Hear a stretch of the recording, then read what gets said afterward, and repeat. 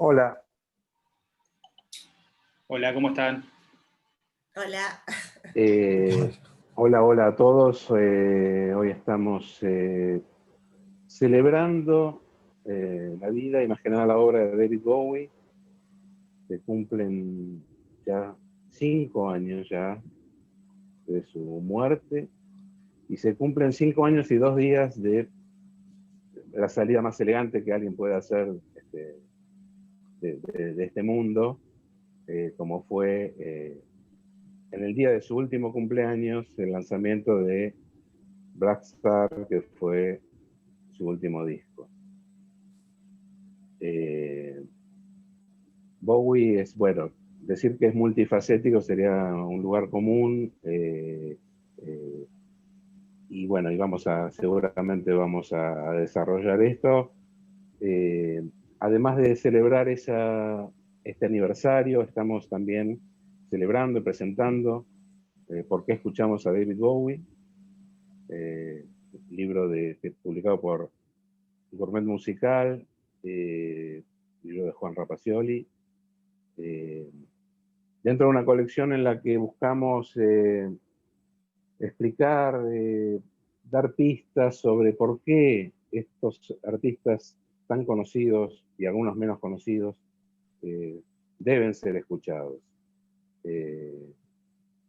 A manera de ensayo, la idea es responder a esa pregunta. En este caso, la de David Bowie. Anteriormente fueron Aníbal Troilo, Led Zeppelin, Tupac Shakur, Stevie Wonder, Lou Reed, lo que, bueno, además de mostrar cierto eclecticismo, indica que, bueno, que de algún modo podemos explicar por qué escuchamos casi a cualquier artista de cualquier género, de cualquier nacionalidad y de cualquier época.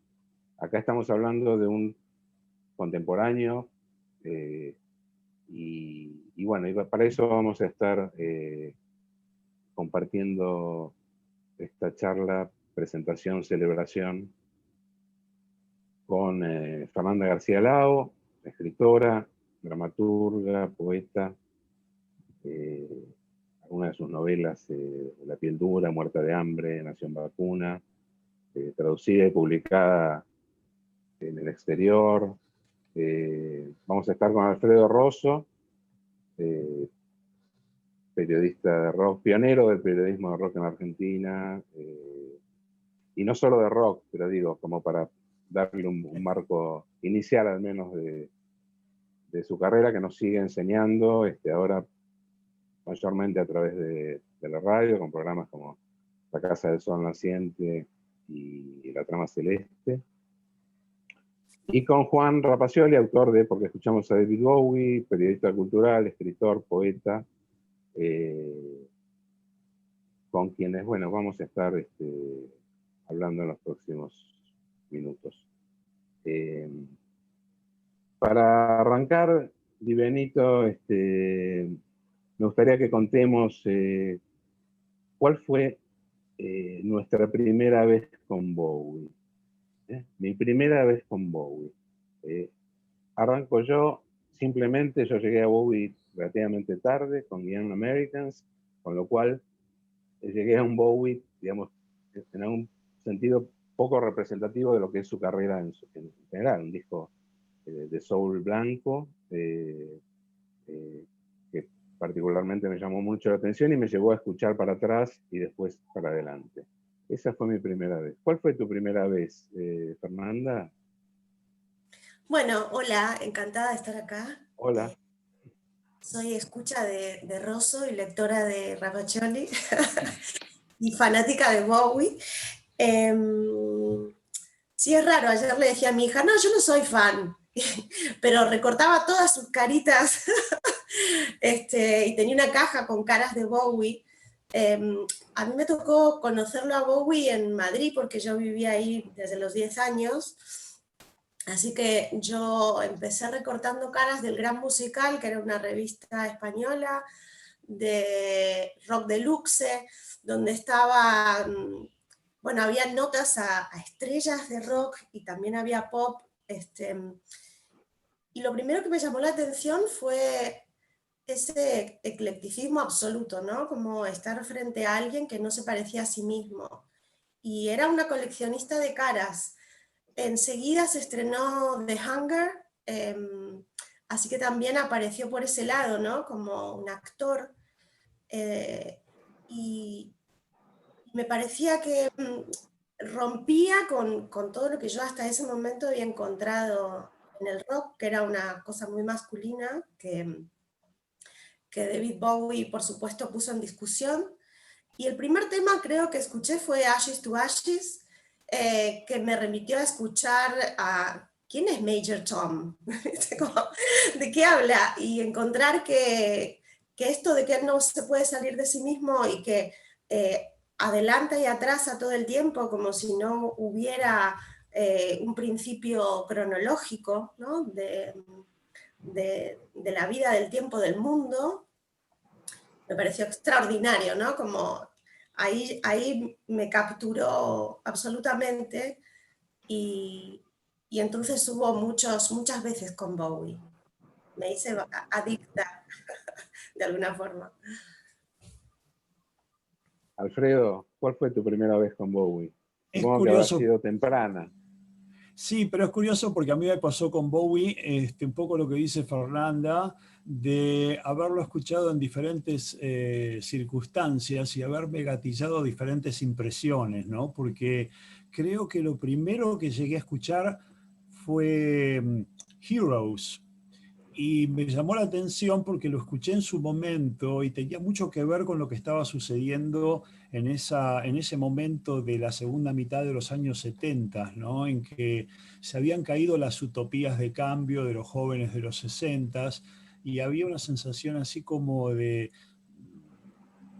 cierta apatía y de cierta duda sobre el futuro, cosa que era todavía estimulada por la explosión del punk, que estaba ocurriendo casi simultáneamente con los discos que Bowie hace en Berlín.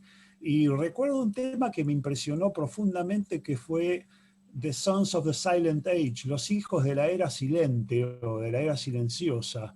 Y me parece que coincidía bastante bien con esa sensación de angustia que uno no podía exactamente definir, pero que se estaba sintiendo mucho en el aire. Si a eso le sumamos la situación que se vivía en la Argentina, de una dictadura sangrienta que estaba en su peor momento, yo creo que me impresionó muy fuerte ese Bowie porque lo sentí como muy real, ¿no?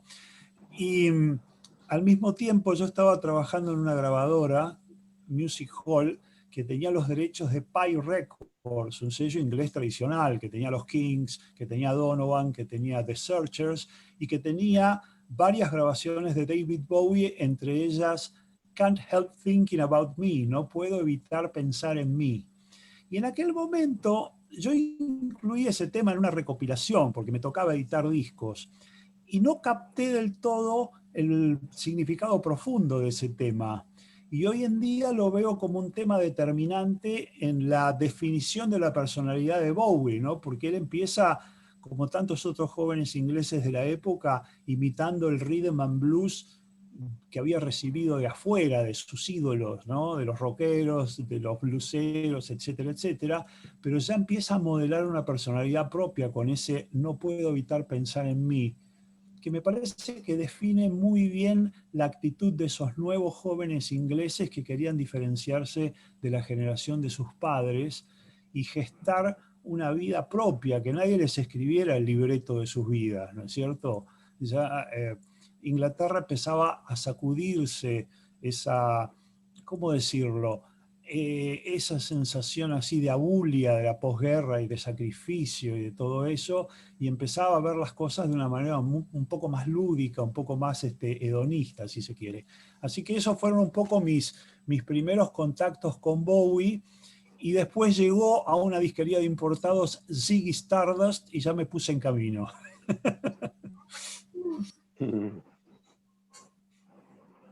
Bueno, Juan, nuestro bowiólogo, ¿cuál fue tu primera vez con Bowie, con tu querido y tu estudiado y Sí. tu enseñado David Bowie?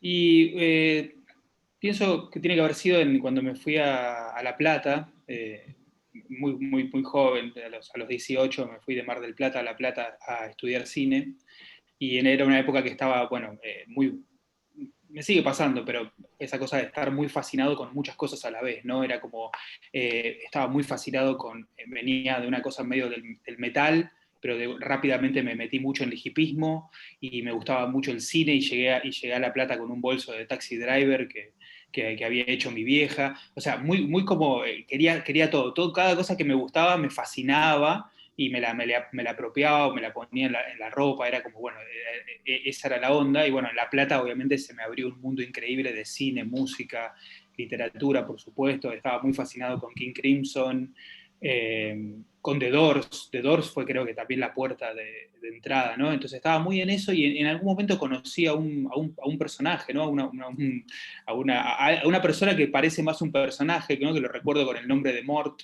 y que era como una especie de freak, ¿no? De La Plata, que es medio literario, ¿no? No era, ni siquiera no éramos tan amigos, pero en algún momento me invita a la casa y me muestra unos videos, y ahí lo veo a Ziggy Stardust, ¿no?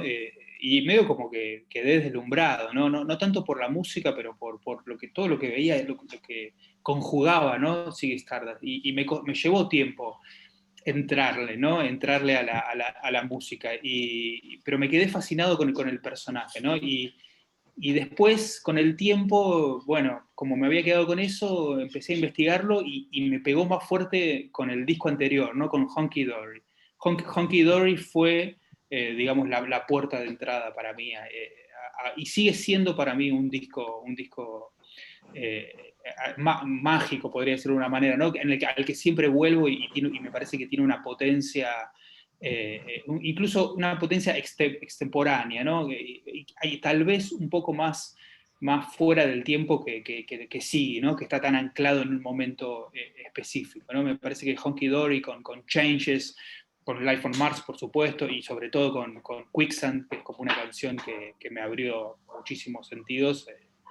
Bueno, me parece que, bueno, ahí de Ziggy, y después en Hunky Dory encontré la fascinación. Ahí empezó la fascinación.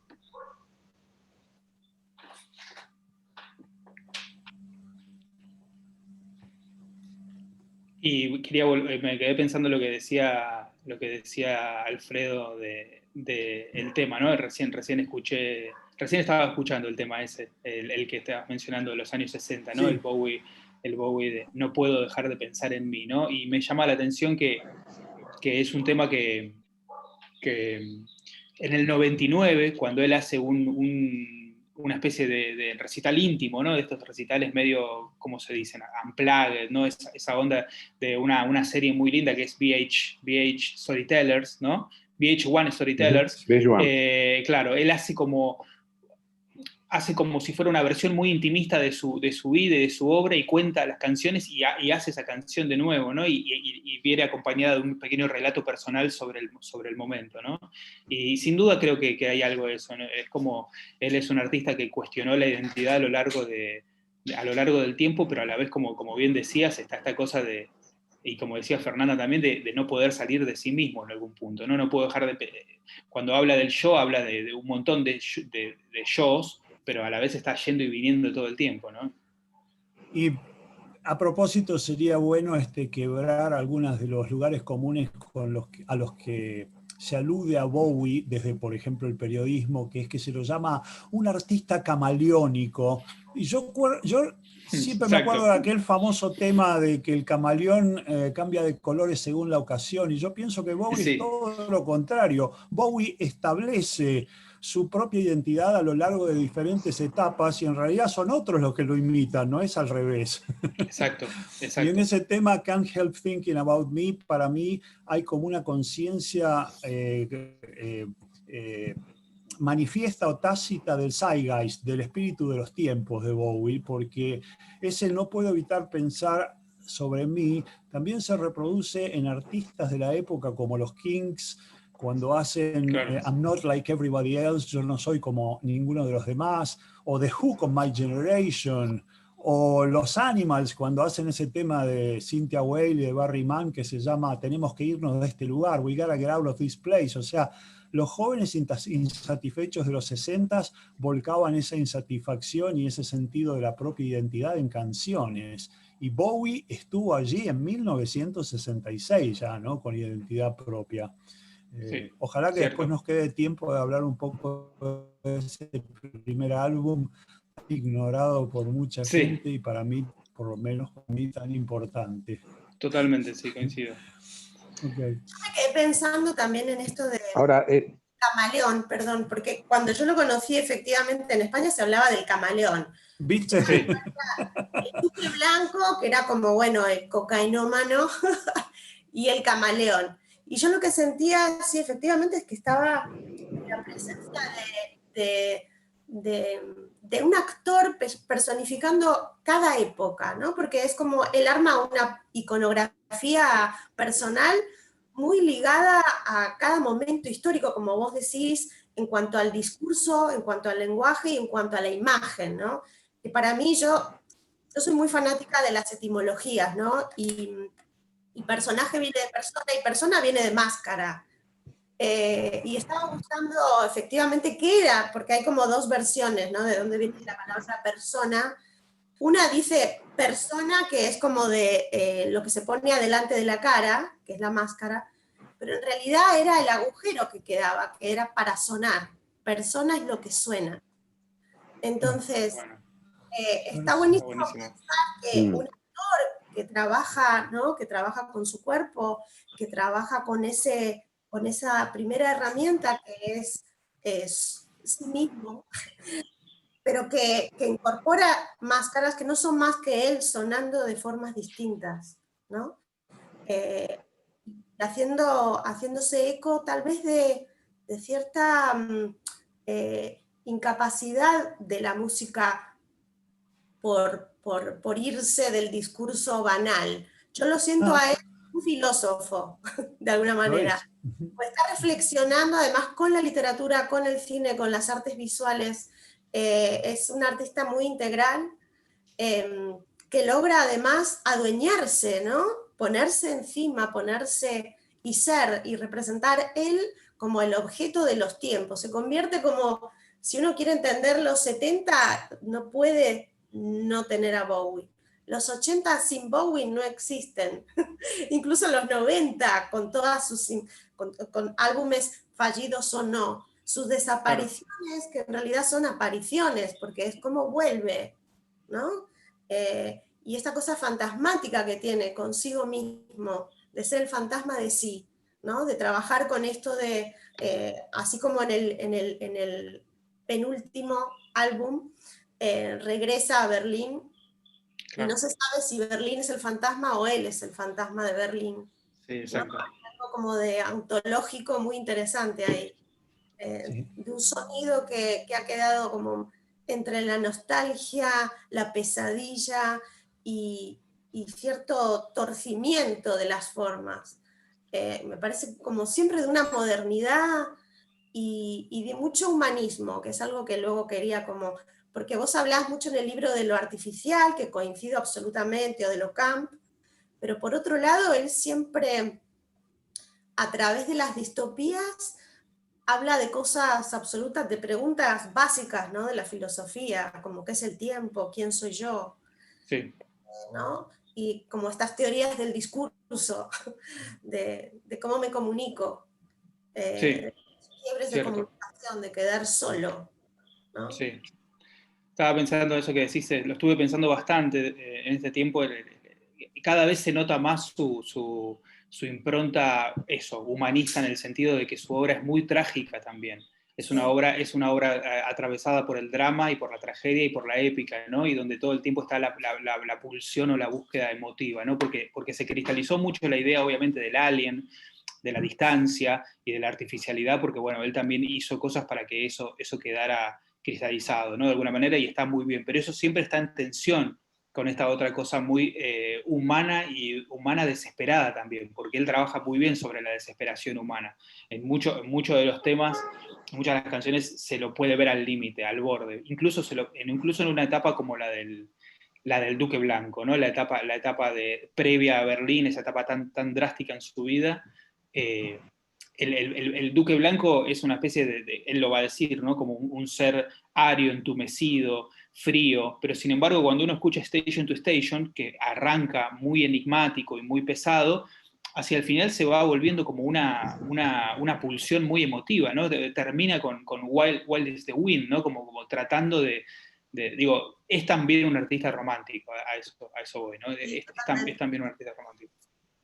Ahora, probablemente ocurra que a pesar de ser un artista romántico, él no haya querido mostrarse como un artista romántico, y por eso quizás estas máscaras, ¿no? de las que hablábamos, puede ser, digamos, a mí es una idea que me parece seductora, ¿no? Digamos, no aceptar totalmente el romanticismo, porque el romanticismo, no sé, tiene alguna imagen por ahí negativa en algún sentido, especialmente en una estrella de rock.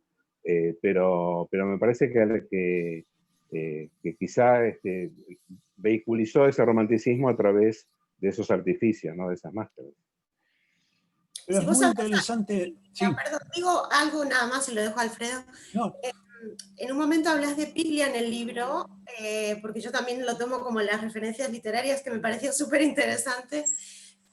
Y así como él hace los diarios de Renzi, digamos, sí. Creo que Bowie es autobiográfico negando, ¿no? O sea, como que hay un ocultamiento también.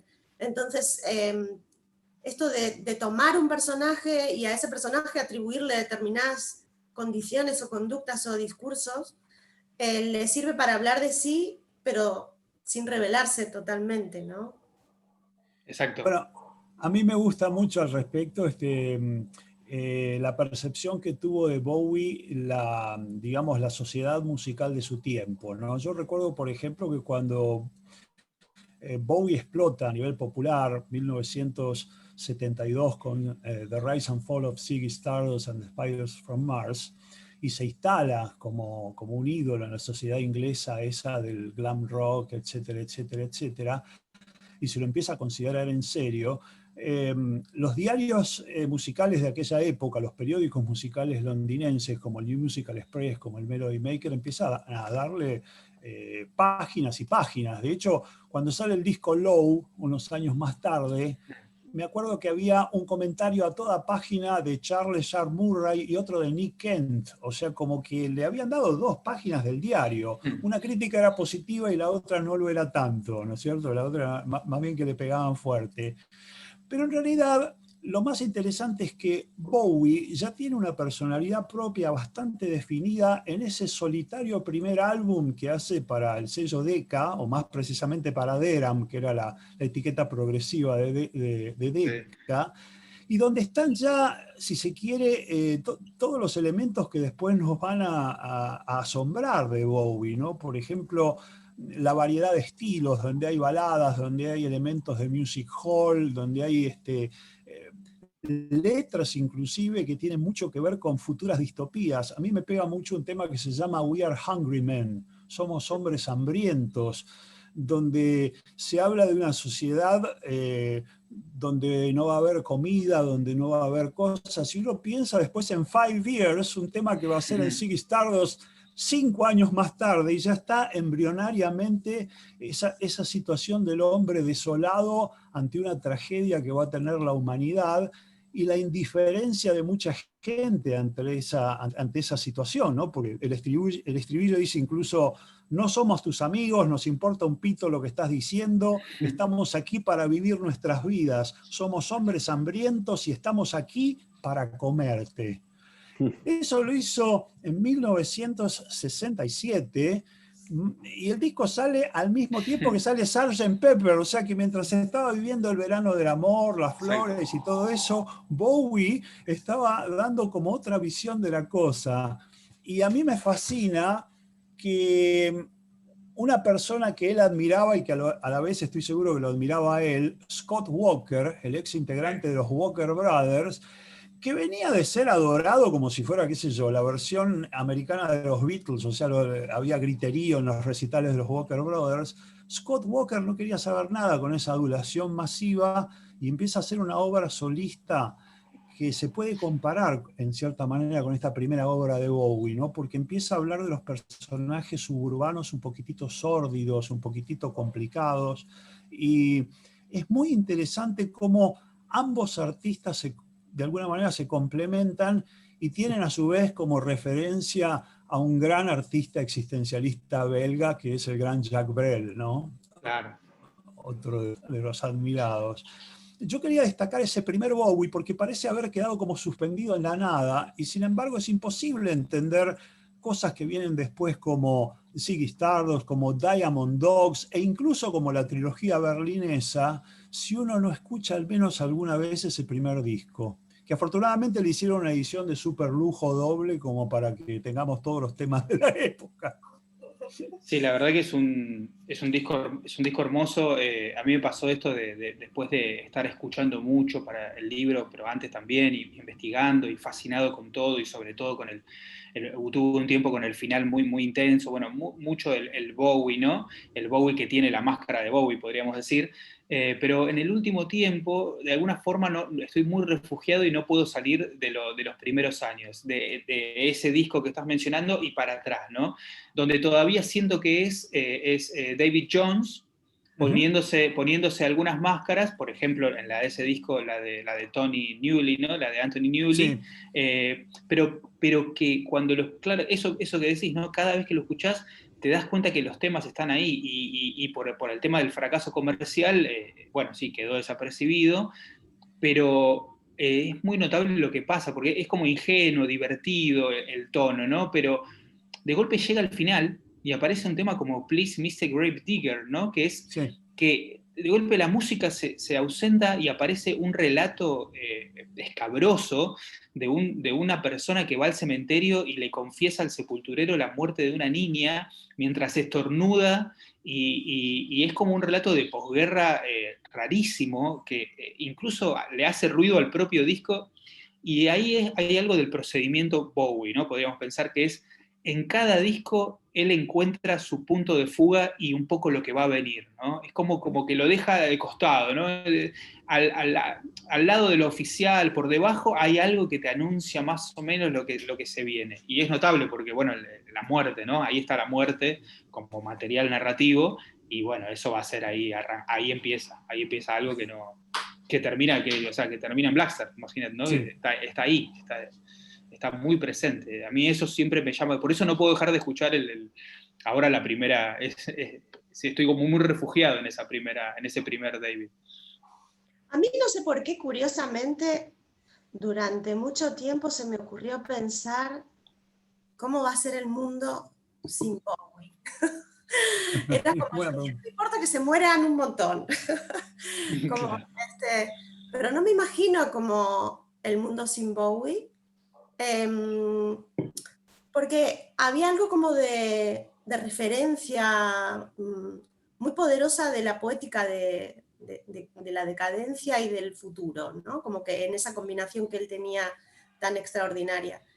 Y para mí realmente, no sé si hay otro artista que haya hecho de la muerte, de la propia desaparición, un arte, bellas artes, ¿no? Sería como, en vez de todo, claro. De la muerte como una de las bellas artes, ¿no?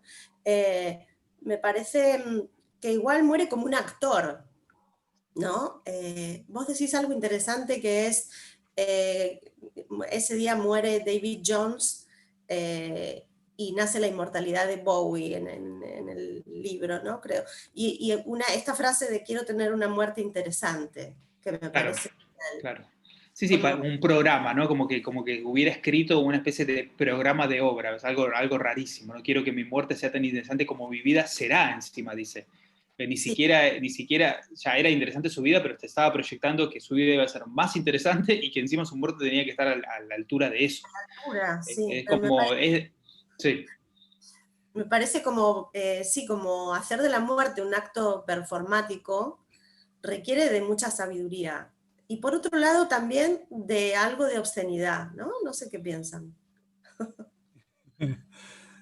Algo de inmortalidad, algo de pretensión de inmortalidad, o sea, también, ¿no? Quiero decir, no solo la inmortalidad a través de la obra, de algún modo estar que él siga presente de alguna manera, más allá de la obra, que es lo obvio, digamos, ¿no?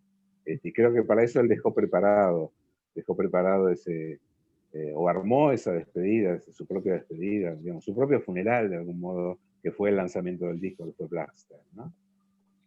Me llama la atención el tema de esto que decía, tomando esto que decía Fer de la obscenidad, ¿no? Siento que hay algo en este sentido de lo ambicioso que es Bowie desde el comienzo, ¿no? Como es tan ambicioso que eso lo hace tan genial como a veces tan, digamos, eso, obsceno en el sentido de que también se chocaba un montón de paredes o tenía grandes fracasos o grandes errores porque el nivel de ambicioso que se proyectaba y esta necesidad de ser extraordinario, que un poco está cristalizado en Quicksand, ¿no? En esa frase, en ese momento en el que dice que no soy un superhombre, o sea, soy solo un mortal con la potencia del superhombre, ¿no? Como que él está todo el tiempo buscando ser extraordinario, y bueno, ahí hay algo también, ¿no? Que uno podría pensar, che, esto es medio...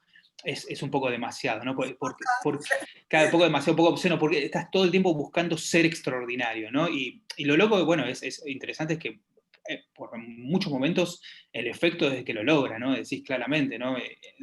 Pero también en otros momentos se pierde en su propio laberinto, ¿no? Pero bueno, a mí lo que me llama la atención específicamente sobre Blackstar es que está otra vez la ambición en el gesto de querer adelantarse, y esa vez adelantarse incluso a la propia muerte, ¿no? Como antes se había querido adelantar a tantas cosas, bueno, ahí él quiere adelantarse a lo que se le viene, ¿no? Y entonces ya un poco cuando uno escucha el disco, parece que habrá del otro lado, ¿no? El Lazarus, o el hombre de los ojos de botones que aparece en el disco, de alguna forma ya está hablando, ya es una criatura que habla desde el más allá, ¿no? No es el sentido del disco, no es Warren Zevon o Leonard Cohen, que un poco lo pongo en el libro, ¿no? Que es la despedida elegante de alguien que dice, bueno, ya no tengo nada más para decir, me voy, me retiro y me despido. No, acá Bowie se está adelantando.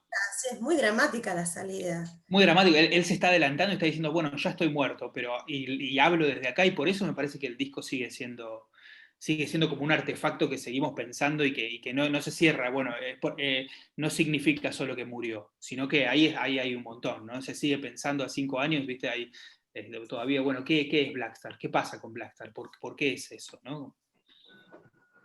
Bueno, yo quiero tomar un fragmento de lo que vos decís al principio del libro, Juan, que es que escuchar a Bowie es también un modo de ver cómo llegamos al siglo XXI. Los temas que constituyen la obra de Bowie, la soledad, la fama, la alienación, la muerte y el anhelo por una forma sensible de conexión.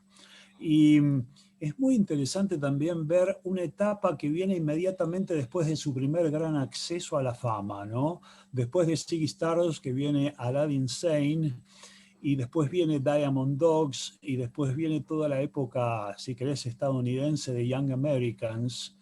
Y yo me acuerdo un poco de que él quería hacer la obra de Orwell, y la viuda de George Orwell no lo deja en su momento, pero él de todas maneras con Diamond Dogs medio que lo hace igual, ¿no? Porque están algunos temas como We Are the Dead, que es la famosa esa frase cuando los agarran a los protagonistas del libro de Orwell, a los rebeldes. Pero es interesante ver, había un escritor, hay un educador estadounidense que fue profesor, Neil Postman, que tiene un libro que se llama Divirtiéndonos hasta morir, Amusing Ourselves to Death, que es como un ensayo acerca de los medios masivos, hecho en los años 80, pero muy vigente en el siglo XXI, que él dice que nos habían atormentado con la idea del gran hermano que nos iba a controlar por la tortura y que nos iba a perseguir hasta abajo de la cama, pero que también había otra visión distópica, futurista, que decía que se nos iba a controlar por el placer, que es la de Aldous Huxley en Un Mundo Feliz. Y lo que decía Postman era que él pensaba que había triunfado un poco más el punto de vista de Huxley. Pero esto era en los 80s. En el siglo XXI vemos que es casi como una combinación de las dos cosas. Y Bowie lo anticipó en esos discos. En Diamond Totalmente. Dogs está un poco el perfil orwelliano, pero después en Young Americans está un poco ese perfil de llegar a Estados Unidos y ver toda esa tentación de la diversión, pero medio hueca, las drogas estimulantes como la cocaína, ¿viste? Y todo eso. Sí. Y de alguna manera nos plantea esa sociedad rota de los años 70 y después lo corona con esa trilogía berlinesa, donde para mí, entre otras cosas, lo que está más evidente es la soledad del individuo, ¿no? Totalmente. Entre tantas otras cosas que Bowie tira sobre la mesa, ¿no? Sí, sí, sí, sí. Por eso pienso, estoy muy de acuerdo en ese asunto de que escuchar a Bowie es un modo de ver cómo llegamos al siglo XXI. Buenísimo. Sí, sí, sí, sí. Cada vez más es un poco escalofriante, ¿no? Es como es estremecedor en ese sentido. Quisiera agregar una sola cosita. Hay otro gran escritor, en este caso, que habló de distopías muchas veces, que es J.G. Ballard, ¿no? Y Sí, sí, eh, sí, sí. eh, Martín Pérez, que es uno de los editores del suplemento Radar de Página 12, una vez haciendo la revista a la mano, consiguió que pudiéramos hacer una telefónica con Ballard. Y se Wow. me ocurrió preguntarle a Ballard cuándo había terminado esa sensación de una sociedad donde, por ejemplo, vos trabajabas en una empresa y te hacían sentir parte de una gran familia. Que era mentira, por supuesto, pero eso era lo que te trataban de lograr, una especie de como de complicidad del empleado para con su patrón. Y Ballard dice, bueno, más o menos en los años 73, 74, cuando vino la crisis de petróleo de Medio Oriente, se terminó lo de la gran familia y empezó el trabajo precarizado y todo lo que Claro. conocemos ahora como relaciones laborales mucho más impersonales. Y yo pensé, 73, 74 es la época de Diamond Dogs, ¿no? Sí, O sea totalmente. que había una sintonía de Bowie con su tiempo que siempre fue admirable, ¿no? Es incluso la fecha de la entrevista que le hace William Burroughs a Bowie en el Rolling Ah, Stone, donde hablan de un poco de esto mismo también, ¿no? mira. Ese momento, ¿no? Y justo lo de Ballard, ahora estaba leyendo La sequía de Ballard, que Ah. también sirve para pensar un poco lamentablemente el presente. Y también estaba leyendo a Mark Fisher hablando sobre Ballard, y Fisher dice en algún momento que Ballard fue el que mejor entendió que el siglo XX, el gran arte del siglo XX es el collage, ¿no? Y me parece que es algo que claramente se puede aplicar a Bowie, ¿no? Es alguien que tempranamente entendió y lo aplicó justamente en el mundo del rock, podríamos decir en la cultura rock, la idea del collage, ¿no? Que hoy en día está bastante celebrada y bastante aceptada, pero me parece que en ese momento, justamente como decías al principio, ¿no? La cosa de los 60 y todo eso, era otra idea, la idea de la sinceridad, la idea de la Sí. autenticidad, ¿no? Y venir con la poética del collage el coleccionista de cosas, y fue disruptivo, ¿no? Es como eso. A mí me encantó de tu libro que no es sencillamente ni un acto de recuperación biográfica ni discográfica, sino una suma como de visiones, ¿no? Como muy, muy particular. Y por otro lado, de alguien tan imbuido como en la obra de un artista que sin embargo puede criticarlo, ¿no? Y ponerlo en cuestión en determinados momentos. Decís, bueno, cae como en su propia espiral de ambición, o esto del artista casi copy, ¿no? Como copy-paste, como si él además absorbiera esta cosa que le atribuían a Picasso, de cuando entraba Picasso al estudio de los demás pintores, le ponían los cuadros de espaldas. Sí, claro. Para que no los viera, porque en realidad lo que hacía era capturar alguna de esas propuestas y llevarlas a elevarlas, ¿no? Llevarlas a un nivel mayor, que es un poco lo que hace también Bowie, como con cierto tino, ¿no? Como de Sí, sí, sí. esa hambre que decíamos. Él tiene mucha hambre y es medio vampiro, pero es un vampiro además que sublima, digamos, ideas que están tal vez insinuadas en otros terrenos y que él materializa como con mucha solvencia, ¿no? Otra cosa que me gustó del libro es esto esto de saber, yo no tenía idea que él había tenido aspiraciones a monje, ¿no? Como monje budista, como no tenía ni idea, y claro, y ahí entiendo como distinto esta tensión entre la fama y el anonimato, ¿no? Esto de irse a Berlín a no ser nadie, a vaciarse y a volver a escribir, ¿no? Como...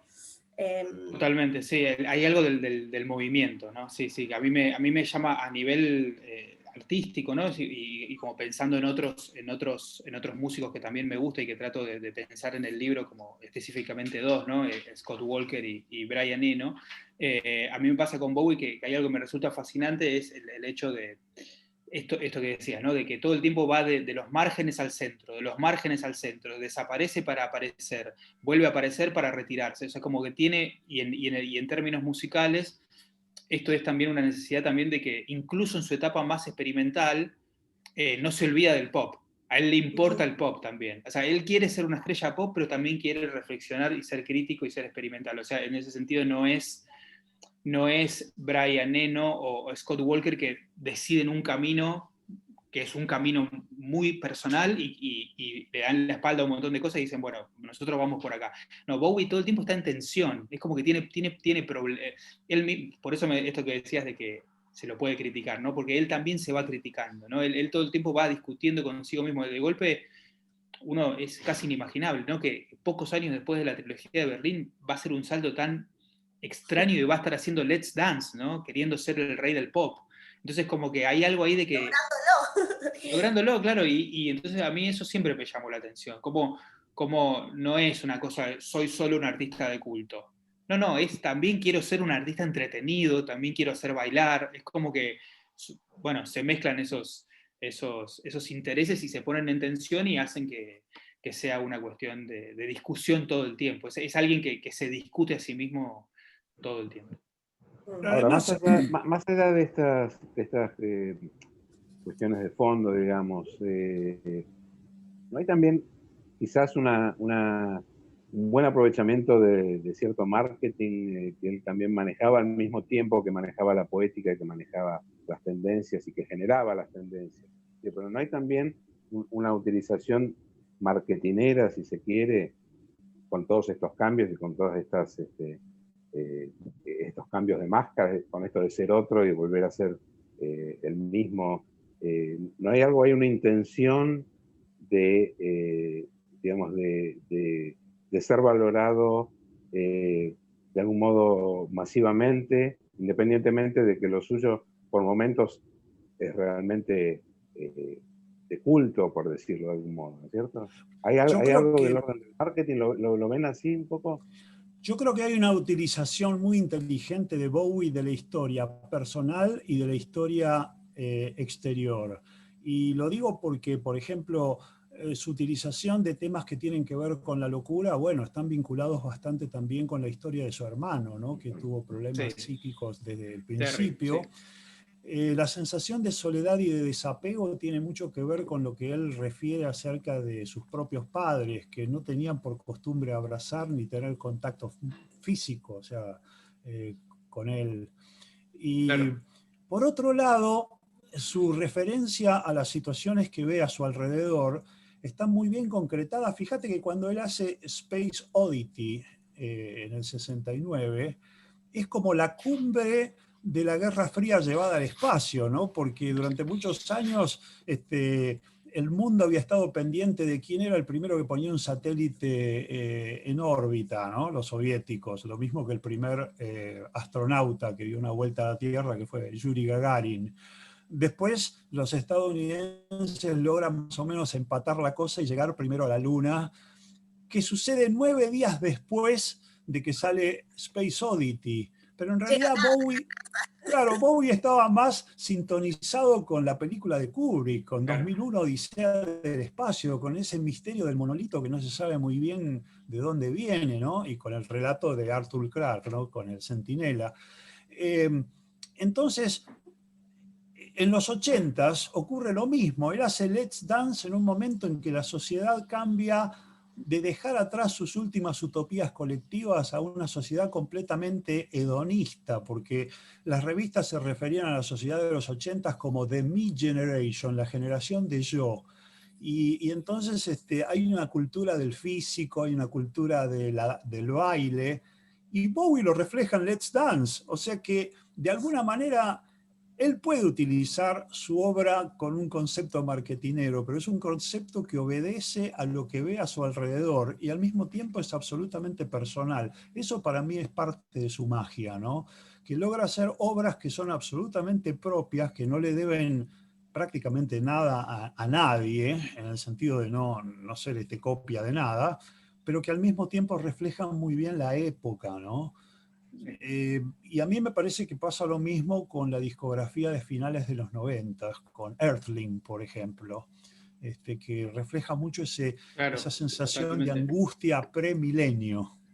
Hay algo de catalizador, ¿no? Porque de esto que Eso, decís esa es la palabra que busca. sí, de catalizador de la época, y a mí siempre me llamó atención porque durante mucho tiempo pensaba que era como, bueno, el artista que logra sintetizar la época, pero lo interesante en realidad es algo más de eso, de catalizar, porque muchas veces deliberadamente logra hacer algo que sintetiza la época, pero muchas veces es víctima de esas circunstancias, como le pasa en los 80, ¿no?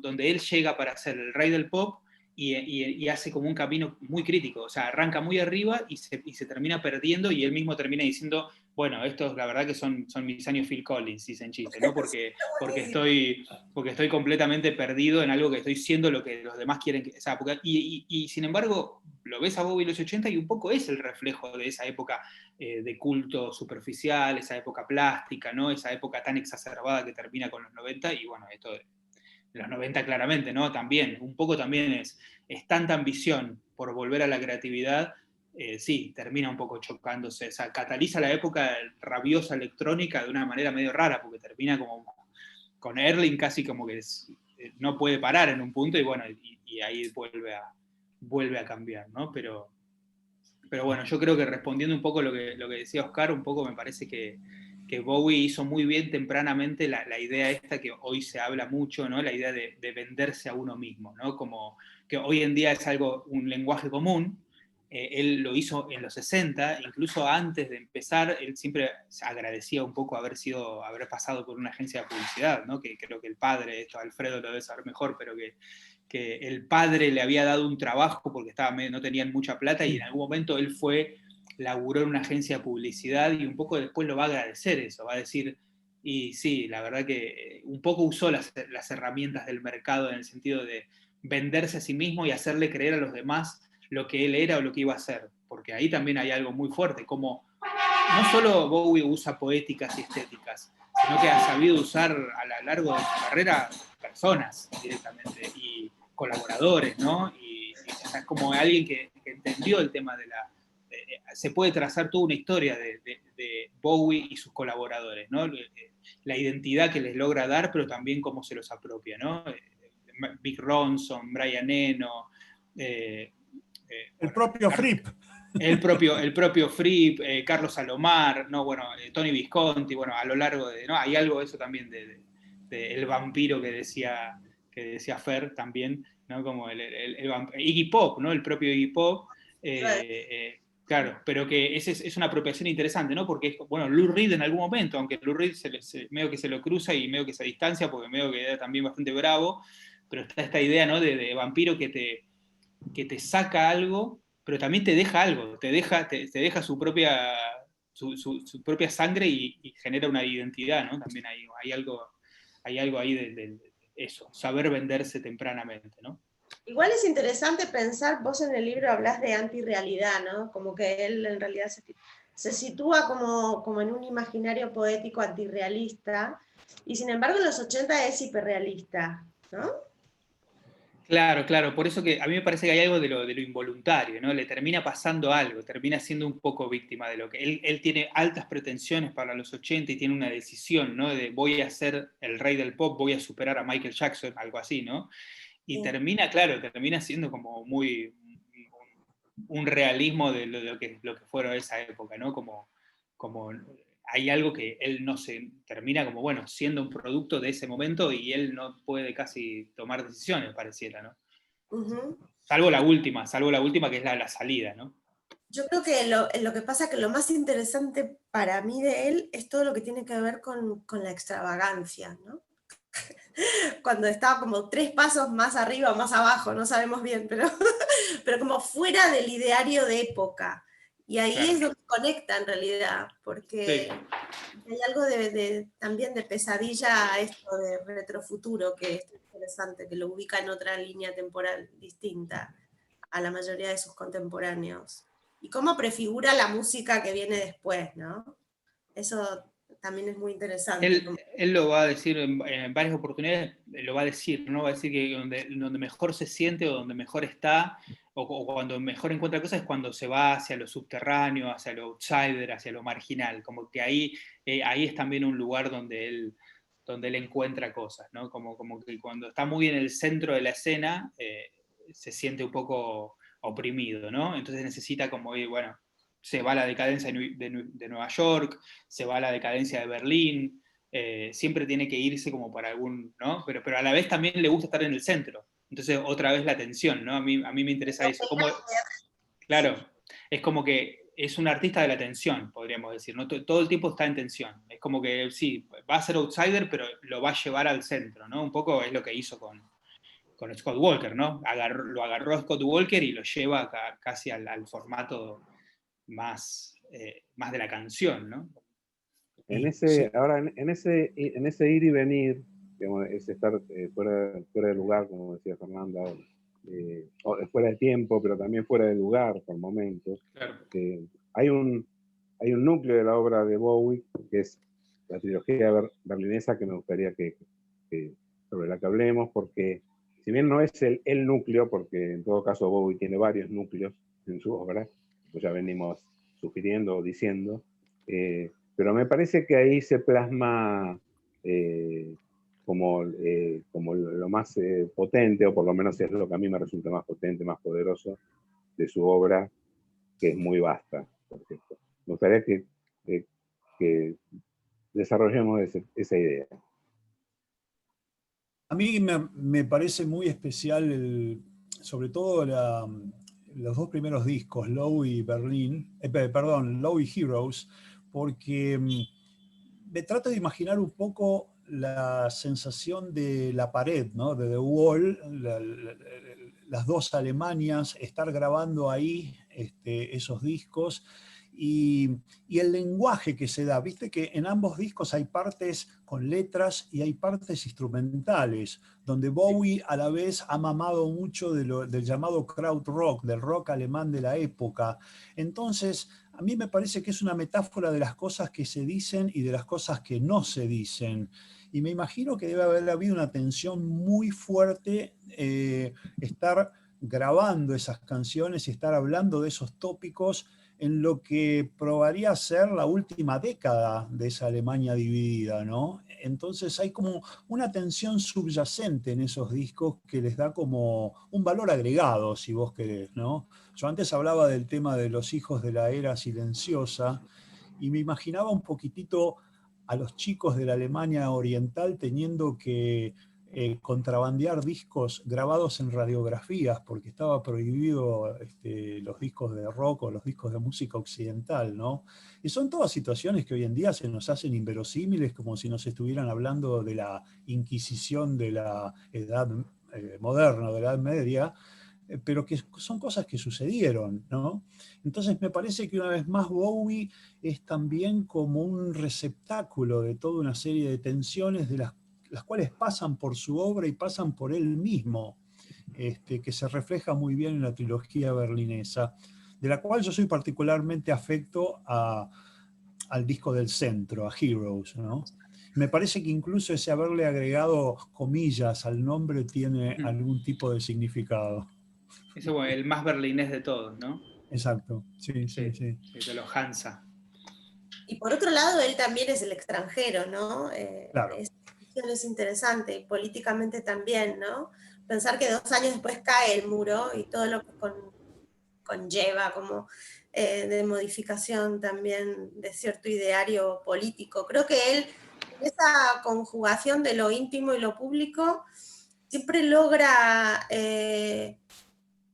marcar como de alguna manera la época y que tome el muro como un objeto no solo político, sino también como esta cuestión del amor también, ¿no? Que está en Héroes, como Claro, la sí, imposibilidad del amor o de esto de estar de dos lados distintos. Es súper interesante. Igual yo cuando escucho Héroes, Heroes, lo escucho en Madrid, y luego me vine acá, viví 3 años y era Fricción, tocaba Sí, sí. Héroes, ¿no? claro. Sí, sí. Se había convertido como en una especie de himno de época también, ¿no, Alfredo?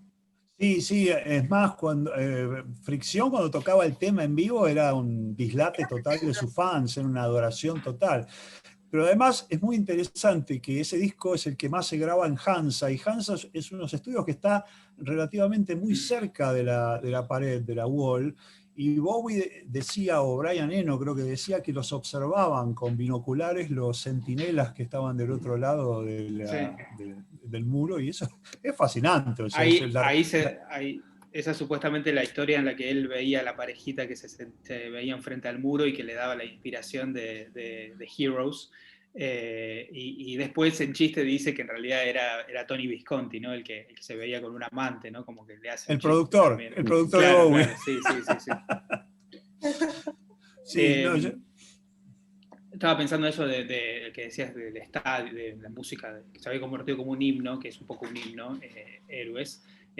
Simon Reynolds dice que es el primer tema de Bowie que se puede leer, que empieza, es como para estadios, ¿no? Como que de alguna forma es que puede estar en un estadio, puede estar en un bar, puede ser como el primer tema estándar de Bowie de alguna manera, ¿no? Que a mí siempre me llamó la atención porque si bien es así y lo podés escuchar de una forma pasatista, por decirlo de una manera, también es un tema bastante raro, es bastante extraño, y el mantra que genera las guitarras de Fripp es como un hit raro, ¿no? y es curioso además que en la misma época explota el punk en Gran Bretaña y se critican a muchos de los artistas del rock progresivo sinfónico que habían ocurrido los años anteriores, pero Bowie sale casi eximido de todo eso, y lo que es más, influencia a un montón de artistas de esa gran movida que viene después del post-punk. Porque, por ejemplo, cuando uno escucha Love Will Tear Us Apart de Joy Division, cuando uno escucha Shot by Both Sides de Magazine, está de alguna manera escuchando la influencia de la trilogía berlinesa. Bueno, también o de Talking Fall, Heads, ¿no? o Talking Heads también, Heads. sí. Sí, yo creo que la trilogía es profundamente influyente en todo ese post-punk, que es una época tan creativa de la música, ¿no? Totalmente. Quería decir algo con respecto a ese periodo que me llama mucho la atención, que es que hay un libro muy bueno de Hugo Wilken que se llama Low, un poco trata de pensar bueno, es un libro dedicado a ese disco en realidad, pero bueno, abarca más, y él lo agarra un poco desde, en realidad dice Station to Station, o sea, es Station to Station, Low y Heroes, y ya después Lutcher, que si uno escucha ya se puede ver más en relación a Scary Monster y a lo que va a venir después. O sea, no, hay algo ahí también de que quedó como la idea de la trilogía o el tríptico, que también fue algo muy bien diseñado por Bowie después, pero que en realidad cuando uno se acerca ve que en realidad, bueno, no, en realidad en Heroes es cuando él está bien en Berlín, en otros él va viajando en Nueva York, a Suiza, es el extranjero, como decía Fer, o sea, también siempre está en movimiento. Y otra cosa que a mí me llama mucho la atención es el hecho de que el quiebre que hay, ¿no? De Station to Station a Low. O sea, como que Station to Station viene a coronar el fin de los personajes de Bowie, es el hartazgo, es la última máscara, la máscara más oscura, ¿no? La del Duque Blanco. Y entonces un poco lo que pasa en esos discos es de indagación, de exploración, de atmósferas, de las cartas también de Brian Eno, ¿no? Del azar de Brian Eno, es un poco para mí el regreso a David Jones, ¿no? Es un poco, no es tanto Bowie, sino como es David Jones tratando de hacer algo nuevo, de buscándose a sí mismo, y por eso me llama la atención de que son tan buenos discos a nivel musical, y influyente, como decía Alfredo, pero donde a Bowie le cuesta mucho otra parte fundamental de él, que es la escritura. Ahí en esos discos a él le cuesta mucho, sobre todo en Low, le cuesta mucho volver él ahí está intentando volver a escribir. Por eso pasa lo que pasa después, que ya cuando llega Scary Monster está re rabioso y dice un montón de cosas, ¿no? Porque él también se considera buen escritor. Y ahí un poco en ese momento de angustia, de haber perdido, de estar buscándose, de decir, bueno, basta con estos personajes que un poco me dominaron la década, un poco está diciendo, ¿cómo puedo volver a escribir? ¿No? Entonces Low sobre todo es esa indagación, ¿no? De la soledad, todo el tiempo hay mucho vacío existencial en ese periodo también. Sí, Ahora, las letras Juan, vos cambian. hablas de, perdón. Sí. Decime, Fer. No, vos señalás en el libro que las letras cambian, ¿no? Que hay algo como también de la composición de esas lyrics que pasa de la historia al fragmento. Sí. Que es muy interesante. Eso. Sí, porque bueno, claro, él le va pasando bastante, ¿no? Él es un poco alguien formado en la ciencia ficción, a él le gustaba hacer relatos distópicos de la manera como si fuera un novelista, digo, sí, Stardust, Aladdin Sane, o el primero, lo que hablamos antes, La aventura de Major Tom, ¿no? Se pueden leer un poco como, y en algún momento, bueno, claro, aparece Burroughs, aparece el cat-up, aparece lo fragmentario, aparece como otros elementos que empiezan a ser como, bueno, eso, visiones o poemas o pequeños haikus, podría ser como, pero en Berlín aparece además la propia depresión, ¿no? La propia caída de todas las máscaras y la persona que se está medio buscando y bueno, encuentra soporte, para mí es la mezcla esa de angustia existencial con las atmósferas y los climas de Brian Eno y los aportes de Fripp, ¿no? Hacen como, yo por eso los veo sobre todo a Héroes y Low, los veo como estados de ánimo, ¿no? Como si fueran pinturas, como si fueran su etapa de pintor, parecen como cuadros, ¿no? Donde uno ve un estado de ánimo, que por eso me sorprende tanto cómo salta a Lodger, ya Lodger es otra cosa. Lodger es mucho más ansioso, mucho más inquieto, quiere volver a la canción fuertemente, y ya Scary Monster es como, bueno, ahí me parece que vuelve fuertemente al Scary Monster. Claro, Scary Monster es como que vuelve fuerte a decir, bueno, quiero hacer hits, hago Ashes to Ashes, ponele. Digo, bueno, increíble, pero también tiene como Teenage Wildlife, ¿no? Que es como una biografía en 5 minutos, ¿no? Como que eso siempre también me llama la atención. Ahora, ¿no? Juan, Sí. vos tanto en el libro como ahora, hace un rato, marcaste una grieta, digamos, entre David Bowie y David Jones, que me hace acordar un poco a esa división entre Sandro y Roberto Sánchez, ¿no? Sí. Y entonces, ahí es donde me parece que aparece más el tema del artificio, digamos, justamente cuando se nombra a Bowie aparece más el artificio, y cuando se nombra a Jones aparece lo más genuino, que es lo que venías diciendo también respecto de sus estados de ánimo, ¿no? Son los estados de ánimo de Jones, mientras que muchas veces, o por lo general, o mayormente, lo que aparece en la música de Bowie es Bowie y no Jones. ¿Es así? Claro, es como que un poco Jones es el primero que se pone la máscara de Bowie en algún momento de los 60, ¿no? Y de alguna manera configura su obra. Pero claro, después lo que termina pasando es que muchas veces parece que Jones estuviera en control y que estuviera usando cierta máscara, pero otras veces parece que se pierde completamente. Es más, en alguna entrevista de la época de Berlín, Bowie va a decir, como, no sé dónde está Jones, no sé por dónde anda, seguramente si nos vemos nos llevaríamos bien porque nos conocemos de antes. Él mismo hace también esa ficción, ¿no? De hablarse así, como diciendo, bueno, no sé, es como que es eso, muchas veces está Bowie, muchas veces está Jones, es como que uno se pierde, aparece el otro, hay algo del doppelganger ahí interesante, sí, pero me parece también que esta cuestión de haber pensado, ¿no? Yendo un poco más profundo, ¿no? Como haber pensado tanto el tema del artificio de la máscara y haber cuestionado tanto la identidad, también hace pensar un poco que su reflexión más tenía que ver con la idea de que todo es performatividad en realidad, ¿no? Porque si uno dice, ¿quién sería Jones también, ¿no? O sea, también él está cuestionando la idea de, ¿no? la idea de qué es el yo, qué es uno, dónde empieza y dónde termina, sería la pregunta, ¿no? Como si Jones se pudo poner la máscara de Bowie, bueno, digamos, alguien a él le puso la máscara de Jones. Un poco él está diciendo también que la identidad misma también es ficción, ¿no? Es un poco la reflexión. Sí, esta de quién es yo, ¿no? Sí. Por otro lado, es la pregunta de un actor también. Exactamente, sí. No solo el doppelganger, sino también esa dualidad y bueno, vos hablas un poco de Lindsay Kemp y de toda esa etapa, ¿no? Como del principio, que creo que marca. Él sigue siendo actor hasta el final, por otro lado, ¿no? Totalmente. Más allá Sí. de algunas películas un poco fallidas,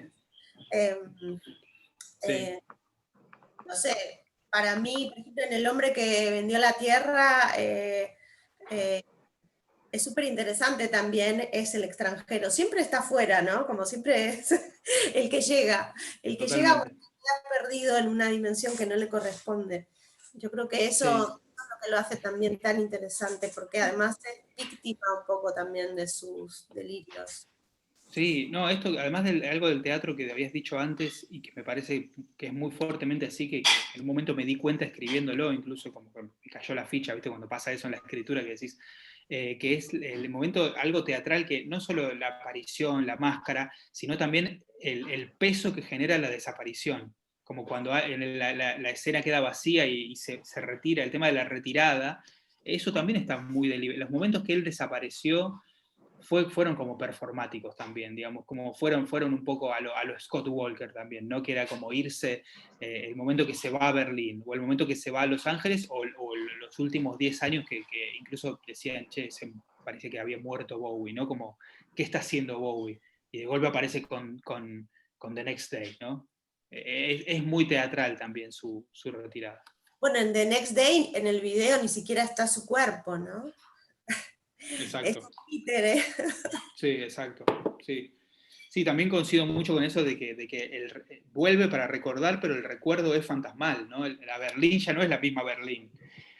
Es muy fantasmagórica. Sí. Bueno, Fernanda hablaba hace un rato de una gran actuación de Bowie, que es The Hunger, ¿no? En la película que en Argentina se conoció como El Ansia. El Ansia, sí. Creo que trabajaba Susan Sarandon y Catherine Deneuve con él, ¿no? Sí. Y que él... Aparece Peter Murphy también. Claro, al principio con Bauhaus, en una jaula cantando Bela Lugosi's Dead. Sí. Pero además que él es como un vampiro, pero al mismo tiempo no puede parar en un momento dado el proceso de envejecimiento, ¿no? Y yo creo que es una de las cosas que más mortifican al espectador de la película, porque nadie lo puede ayudar. Él va en busca de una científica para mostrarle su proceso de envejecimiento progresivo y nadie lo puede ayudar. Y es un poco un temor universal, ¿no? Esa sensación de la decrepitud que avanza sobre uno, y que uno tiene miedo de que se acelere. O sea, Bowie juega mucho con temores que son universales muchas veces, en muchos de sus temas. Y en este caso lo hace desde la actuación. Para mí personalmente, después de haberlo visto en The Man Who Fell to Earth, e incluso en videos brillantes de sus temas, me parece que El Ansia o The Hunger es uno de sus grandes momentos como actor, ¿no? Y como comunicador, porque él de alguna manera hace una película dentro de la película de su angustia. Sí, es una película que es verdad que genera mucho. A mí me pasó como viéndola, me acuerdo entusiasmado como una película que era así como, bueno, está Bowie, Susan Sarandon, era como hay algún contenido erótico, vampiresco, algo más, y de golpe terminé bastante angustiado, sobre todo con todo lo que le pasa a Bowie. Es desesperante lo de Bowie, es como, se va como, es eso, no encuentra respuesta, hay una escena que él está sentado esperando en una sala, ¿no? Y ahí envejece un montón rápidamente, ¿no? Está muy bien recreado eso, esa angustia, ¿no? Eso que decías. La muerte siempre estuvo en Bowie, digamos, es uno de los temas, creo que ya lo comentamos un poco antes, digo, ¿no? O sea, la muerte Sí. o la cercanía de la muerte, digamos, me parece que, y se me ocurre que también es una manera de exorcizar ese fantasma, ¿no? Estar Ujú. permanentemente aludiendo, pensando, escribiendo, más o menos directamente sobre la muerte, ¿no? Me parece que también es interesante. Y su último acto, como decía Fernando, digamos, su último acto también demuestra que probablemente haya sido otra manera de exorcizar este fantasma de la muerte, ¿no? Ponerlo muy en evidencia, poner la muerte muy en evidencia. Y eso me parece que es algo que estuvo siempre, que fue apareciendo en la obra de Bowie. Y ya con Sí. el suicidio público de Ziggy Stardust en ese Sí. famoso fin de gira, que es genial ver a las caras de la gente como, ¿cómo? ¿No? Como si fuera real. Es tremendo, además que no se lo había avisado ni a sus propios músicos. No. Las Spiders estaban ahí como diciendo en algunas entrevistas, pues dicen, yo no sé si me iba a quedar sin trabajo, o sea, seguimos tocando porque Bowie está diciendo esto. A mí lo que me llama la atención esto, bueno, obviamente no decíamos desde ese Please Mr. Gravedigger del primer disco y hasta Blackstar, el tema de la muerte, pero a mí me interesa mucho también cómo lo retrata, ¿no? Porque me parece que hay muchos discos en donde lo retrata tanto como Ziggy o como Diamond Dogs bueno, el Duque Blanco o incluso en Outside, ¿no? Que uno lo puede ver a la muerte, pero él logra hacerla algo espectacular, la convierte en un paisaje. En muchos discos, como por ejemplo Ziggy o en Diamond Dogs, uno escucha esos discos y se siente, es vital, aunque esté hablando de la muerte, es muy vital. Y sin embargo tiene otros discos, ya obviamente Blackstar, pero también Next Day, donde el tono es mucho más visceral, es mucho más opresivo. No es lo mismo la muerte a través de, bueno, eso, de Diamond Dogs, que cuando uno se pone a escuchar Blackstar, ¿no? Digamos que es interesante también Sí, como claro, al haber insistido es más tanto en el oscuro, tema, es menos pop, eh, digamos, mucho sí, menos sí, pop. al haber insistido tanto en el tema, logró hacer como variaciones, ¿no? Variaciones estéticas, podríamos decir, ¿no? Como, y bueno, sí, claro, hay momentos en que te va a dejar medio sin aliento, que es un poco lo que pasa en Blackstar, que él mismo canta sin aliento, ¿no? Eso también es interesante.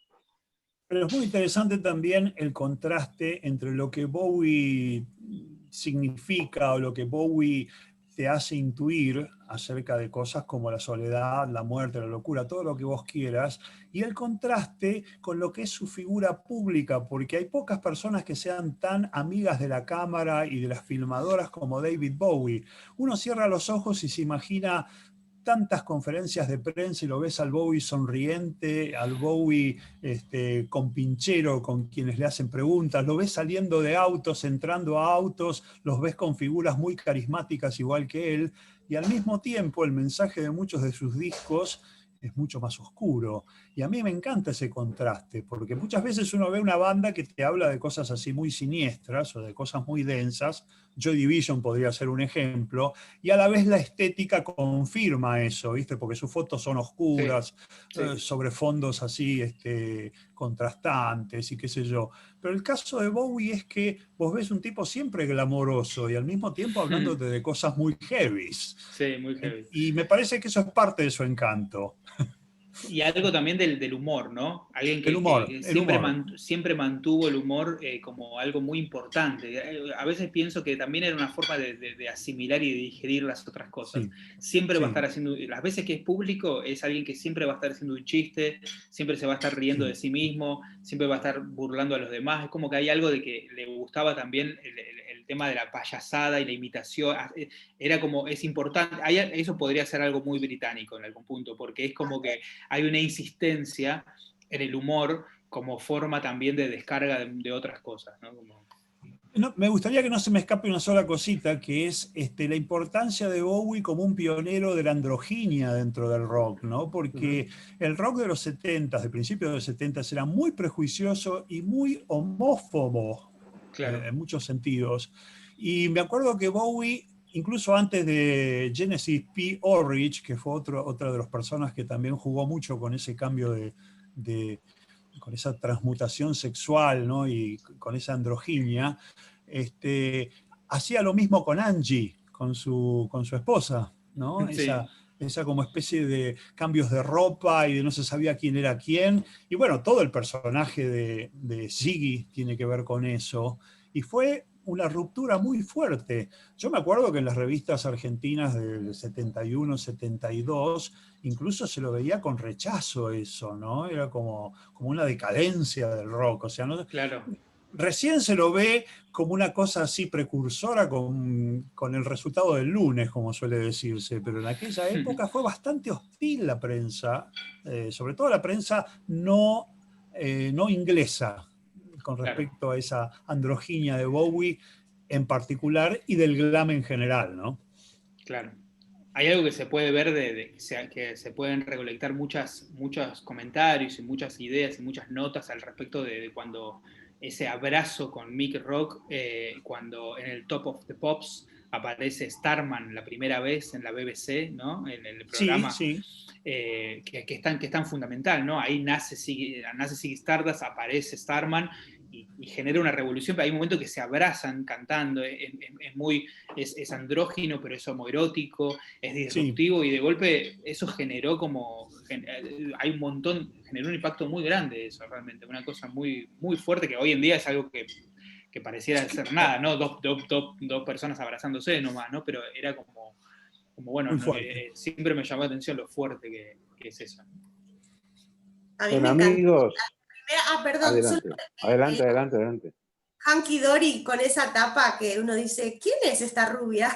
Sí, es verdad. A mí desde ese punto de vista como mujer me parecía fascinante, ¿no? Y muchas veces me preguntan, ¿pero por qué te gusta? Si es muy andrógino, tiene esta que además me parece que él instala también una estética que luego prende en un montón de bandas y de artistas solistas, ¿no? Como hasta acá en Argentina pintarse los ojos, ¿no? Como de los 80. Sí. Que no hubiera pasado sin él, como esa excesiva extravagancia en el vestir y en el posar y en el ser, sí, también extranjero de su cuerpo y doble también, hombre-mujer. No soy un rockero convencional. Exacto.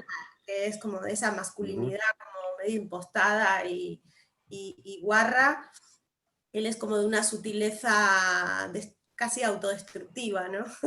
Sí, bueno, en ese sentido es notable como digamos, el otro día leía una nota actual de Miley Cyrus y diciendo, bueno, respondiendo que es gracias a Bowie que también podemos, o sea, digo, Saint Vincent, digamos, pocos artistas de esa generación tienen el efecto formativo y transformador que seguís viendo artistas que salen, bueno, no sé, Billie Eilish, ¿no? Como podés leer artistas actuales y dicen sí, porque Bowie, o sea, hay algo de ese efecto, ¿no? Del liberador también, que bueno, que trasciende lo específicamente musical, ¿no? Amigos, estamos ya con tiempo, en tiempo extra. Les propongo, para ir cerrando, que uno de los disparadores de esta charla es la presentación de por qué escuchamos a David Bowie. Pero les propongo una ronda para que nos cuenten por qué escuchamos a David Bowie, justamente. Pero que no tenga la extensión de un libro en lo posible.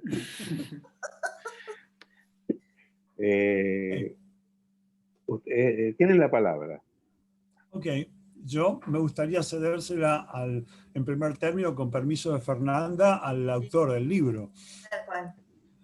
Bueno, yo me robo a mí mismo esa cosa borgiana, ¿no? Y bueno, un poco la respuesta que encontré, aprovecho para agradecerles a todos y todas, a todos, por esto, y un poco, en principio, lo que encontré en el libro, escribiéndolo también, ¿no? Fue, para mí la respuesta de la pregunta del libro va por el lado de la fascinación, ¿no? Yo encontré que en el tema de la fascinación hay mucho, para interrogar sobre todo, ¿no? El tema de cómo Bowie se fascinó y se dejó fascinar y se dejó deslumbrar e interpelar por tantas cosas, artistas, movimientos, estéticas, y luego él produjo sus propios sentidos, ¿no? Como si la fascinación fuera una especie de zona o de ambiente o de virus, podríamos pensar también, que se mete y que se transmite, ¿no? Porque después, con el tiempo, su poética y su estética tiene que ver con la fascinación. Bowie se vuelve un artista fascinante,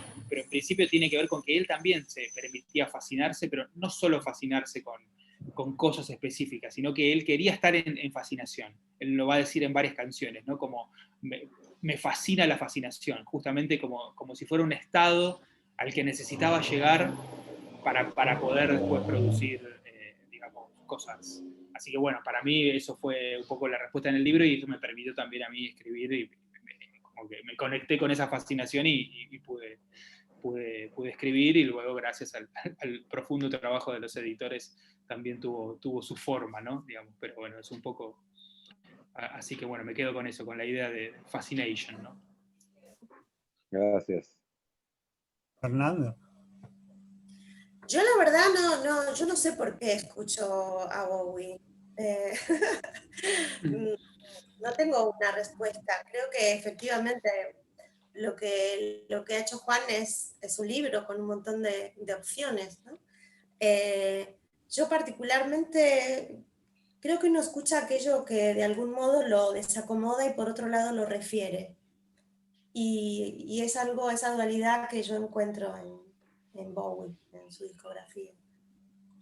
Bueno, yo tengo que coincidir con Fernanda. Me encanta un artista que te desacomoda y te sacude y te sigue despertando la capacidad de asombro cada vez que lo vas escuchando, y vas descubriendo cosas nuevas, y es más, te desata el apetito por seguir descubriéndole cosas nuevas. Y de alguna manera escuchar a Bowie es descubrir más cosas acerca de uno mismo, y eso me parece que es lo más lindo que puede pasar cuando uno escucha a un músico, ¿no? Me gustaría aprovechar esta oportunidad para felicitarlo a Juan Rapacioli por el libro, porque la verdad que es muy, muy estimulante y cumple perfectamente la función de explicarnos por qué escuchamos a David Bowie. Y quisiera decir que es un honor haber compartido este encuentro con ustedes, con Fernanda, con Oscar y por supuesto con Juan. El honor es mío, en principio. Yo ya lo dije primero, el honor claramente es mío. Yo estoy en un estado así como fascinado, de un poco de incredulidad, ¿no? Porque tantas buenas lecturas y tantas buenas visiones a través no solo del libro, sino de todo lo que es Bowie y la capacidad transformadora. Me parece que Bowie en definitiva tiene eso, ¿no? La capacidad te puede transformar la vida, y en algunos momentos también te la puede salvar. Entonces, bueno, nada, puro agradecimiento. Igual, Bueno, gracias. Estamos todos llenos, inmersos en el honor de haber compartido esta charla, así que bueno, gracias por la participación y sigamos escuchando a Bowie. Por supuesto. Buenísimo. Gracias, saludos a todos. Gracias. chao. Chao, chao. Chao.